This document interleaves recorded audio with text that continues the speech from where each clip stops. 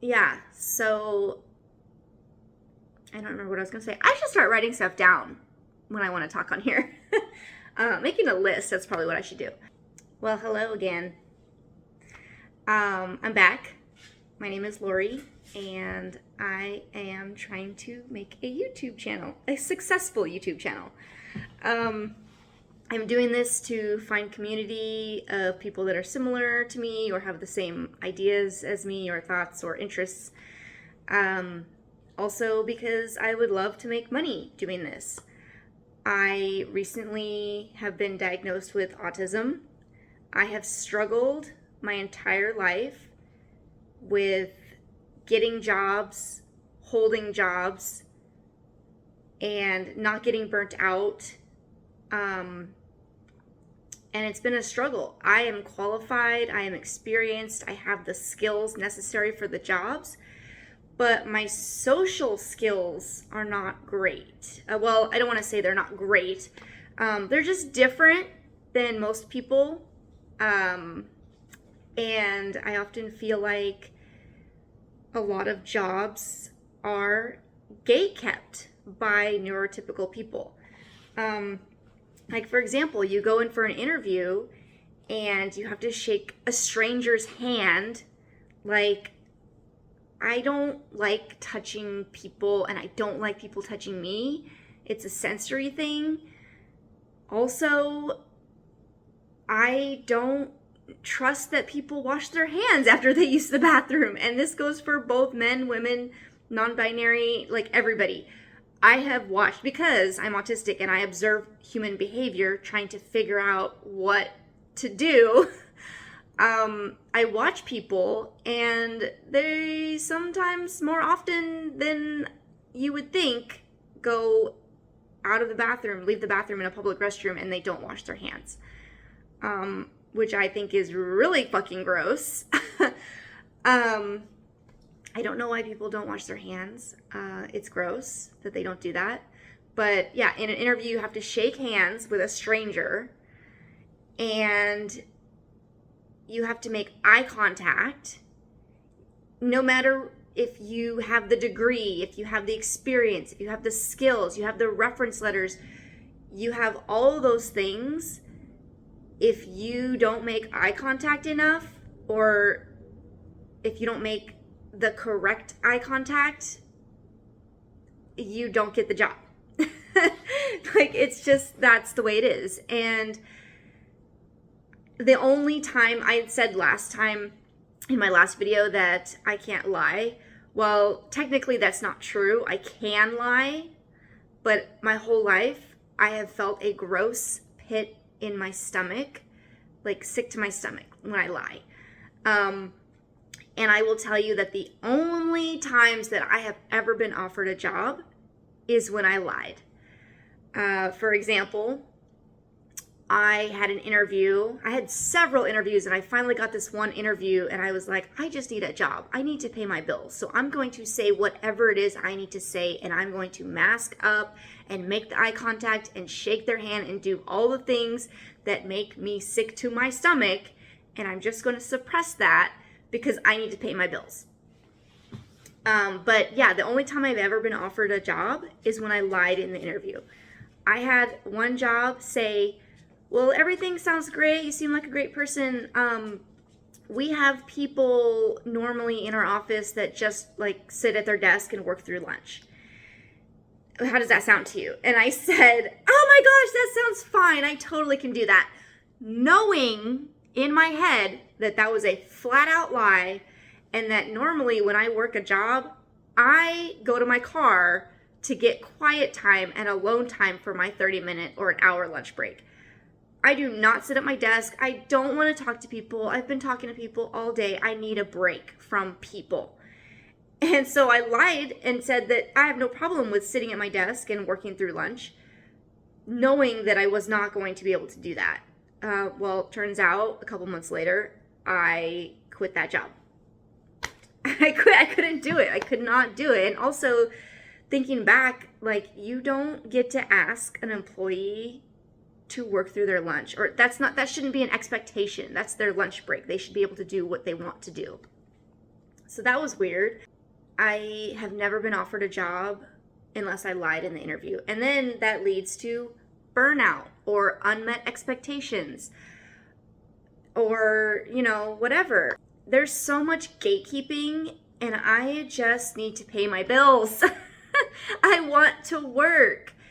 I just cannot meet the social expectations. And also sitting in an office for 8 hours a day with fluorescent lighting, with an open concept, cubicles and stuff, or partitions, and people interrupting you randomly throughout the day. I have been told at work that I should socialize more, that why don't I ever go to the break room and talk to people? Why am I only doing my work and I don't come say hi? Well, doing a job should not mean that I'm required to make friends with my coworkers. That's weird to me. I'm not friends with my coworkers. I spend 8 hours a day at work to do work. I don't understand the social stuff in a job. I was teaching. I went and got my bachelor's in mathematics because I was like, you know what? Maybe this will help me get a job. Maybe they'll ignore the fact that I can't make eye contact, and they'll say, wow, she has a math degree and she has all this experience and all these skills. We should hire her. But that's not how that happened. I just cannot do interviews. And when I do interviews, I end up getting jobs that I cannot stay in, or I get fired because I'm not doing what I lied about and said that I could do, or I quit because I'm burnt out because they're expecting me to do things that I said I could do. Yeah, I don't understand the gatekeeping. I also, one time I had an accounting job. This was at the start of COVID, of the COVID pandemic, when everybody was working from home and businesses were closing and restaurants were kind of closing. And my job would not let me work from home for the longest time. And I finally convinced them to let me work from home, and they did. And my life was so much better. My life was completely turned around. Like, I was able to get my work done in the mornings. My brain is on fire from 6 a.m. to 10 a.m. And that's when I get my best work done. That's when I work fastest, efficiently. Like, I'm just on. But a lot of the jobs are 9 to 5. Like, the offices don't even open until 9. So having that work from home job where I could do my work during the time when I was most alert and I don't know, I'm a morning person. I know that's weird. I know a lot of people are not morning people, but I just, like, I get up out of bed at 5 or 5:30 and I'm ready to go. I get my coffee, I'm ready to go. So when I get up, my body just naturally gets up at that time.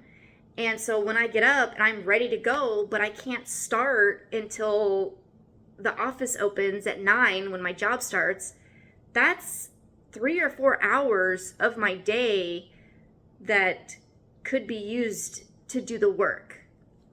And yeah, and then so they finally let me work from home, and then they wanted everybody to return to office the next year. And I was like, no, I'm not doing that. I can't do that. I cannot, the sensory issues for an autistic person, I cannot be in an office with the air blasting on me all day. It makes my brain hurt.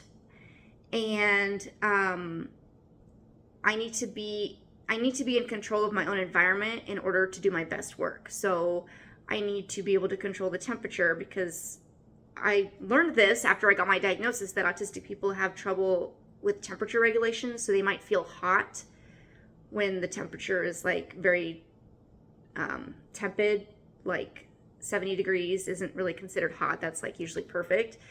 Or they have trouble regulating their temperature and they always feel cold. And that's me. I always feel cold.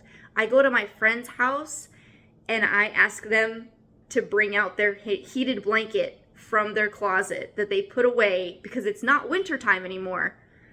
But they have the air conditioner running, so I feel like I'm freezing. So I need the heated blanket. So just imagine like feeling like you are in a bucket of ice and trying to do work in an office. That's how I felt in an office. The lighting, the noise. Some people next to me like to play music. And if I had known years ago that I was autistic and I knew that I was sensitive to like sound and smell and lights and temperature, I could have done things like to help myself with that. But even before I knew that I was autistic, I would ask for some accommodations that seemed reasonable to me. I wanted a heater, like one of those little small heaters underneath my desk. And I asked for that. And the HR department said that they had to look into it and get it approved by the head department, whatever. And the next day I was like, I just brought my little heater in. And they were like, they interrogated me. They were like, where did you get that? You can't have that here. We haven't approved it. And I'm like, but I feel like I'm sitting in a bucket of ice because y'all have the AC blasting all day. And yeah, it's just like when I asked for accommodations before I got my diagnosis, it just was weird. People didn't understand. I didn't understand either. I was like, why do I feel so cold? And everybody around me thinks this is great.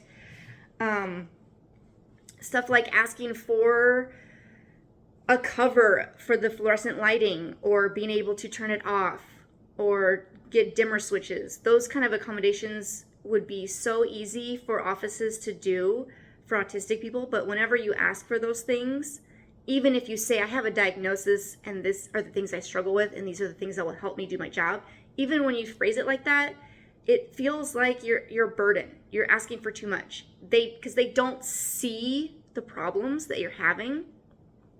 They don't see that I feel like I'm sitting in a bucket of ice. They don't see that the screen is too bright for my eyes and it's hurting my eyeballs. People would comment all the time about how my screen was so dim all the time. When I had to show my boss something, they were like, I can't see that. How do you see that? And I'm like, I can see it because my eyes are very sensitive to light. And just like weird stuff, I guess, weird to other people. When I work full time, I need routine because a job can sometimes be unpredictable. People might come to your desk randomly. You can't predict that. Somebody might microwave a smelly lunch. You can't control that. So anything that I could control, I would. So for example, my lunch, every single day, I had a peanut butter and jelly sandwich. It was easy to make. I didn't have to think about it in the morning. It was just every day I could expect it to be the same. That was one thing that I could control. And I don't really have any desire to bring in different foods every day to lunch. That is a lot of thinking process that I need to save to do the job, if that makes sense. So the less things I have to think about, the better I can do my job. And so I would bring a peanut butter and jelly sandwich every single day. And my coworkers, every job I've ever had, they always comment on it, which makes me feel fucking weird. They comment on it. They're like, why do you eat the same thing every single day? Even my partner of 20 years, he says that too. He's like, I don't know how you eat a peanut butter and jelly sandwich every single day.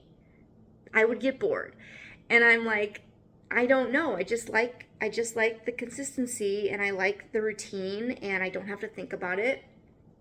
It makes sense now why I do that because now I have my autism diagnosis. But yeah, before I got that, I didn't know why I did these things. It just felt right. It just felt good. It just took some thinking processes out that, I didn't have to do so I could do the job. Yeah, so I really want to work from home, and making videos on YouTube seems like a good way to start doing it. I have tried finding work from home jobs. They are becoming more and more few because everybody says COVID is over, and everybody says you need to come back to the office. And I'm over here like, what do you mean? What do you mean? Why? Why do I need to go to the office to do accounting? To do data entry? Why do you need me sitting there in that bucket of ice to do this?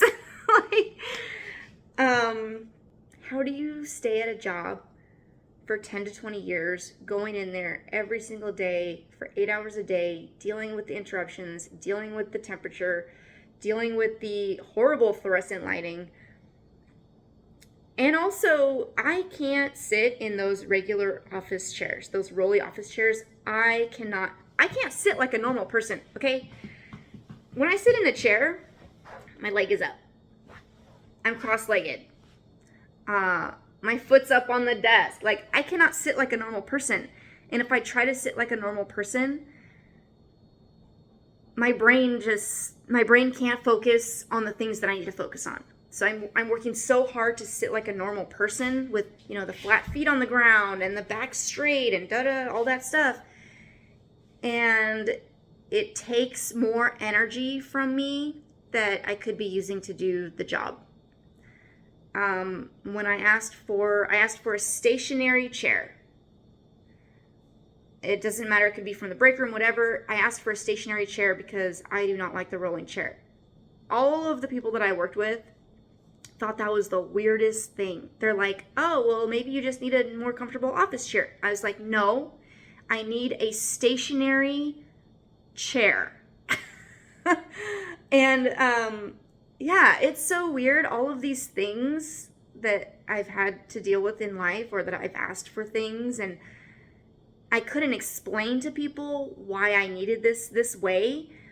But getting my autism diagnosis last year has made it so that I understand why I need these certain things, or why I eat a PB&J every single day, or why I need a different chair. It's still not easy, though. I still have tried asking over this past year, asking for accommodations. And I often get well, you're just gonna have to deal with it like everybody else. And it's like, well, nobody else in this office feels like they're sitting in a bucket of ice. It's not about dealing with it or powering through. It's about me experiencing things in a completely different way than most people.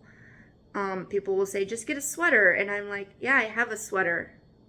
It doesn't help. I need a little heater. I need to be able to control the temperature. I need my heated blanket. I even bought a heated jacket. That helped.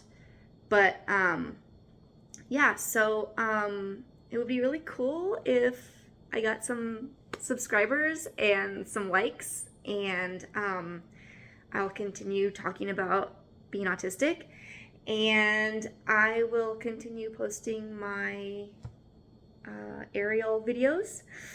I feel like I'm just throwing stuff at the wall to see what sticks, because I'm trying to get the algorithm to see me, and I know that's going to take a little bit of time, but the key that I've taken away from all the other videos that I've watched is consistency. So if I can just post a video at least twice a week, I can do that. Maybe after I get more comfortable with posting videos and talking to the camera, maybe I'll be better at organizing my thoughts. The lady that runs the channel Solo and Silver, her name is Jen, she said, well, she learned this from another YouTuber, I think, but she said, if you can just do one thing better each time or each video you post, then you'll improve. You'll start to get better. So here we are. That's me. Right now, I want to get better at editing, so I'm trying to do that also. So it's a learning process, and I really appreciate you if you've sat here and listened to me ramble for 20-ish minutes. I am going to pander for likes and subscribers now. Please do that. Thank you. Goodbye.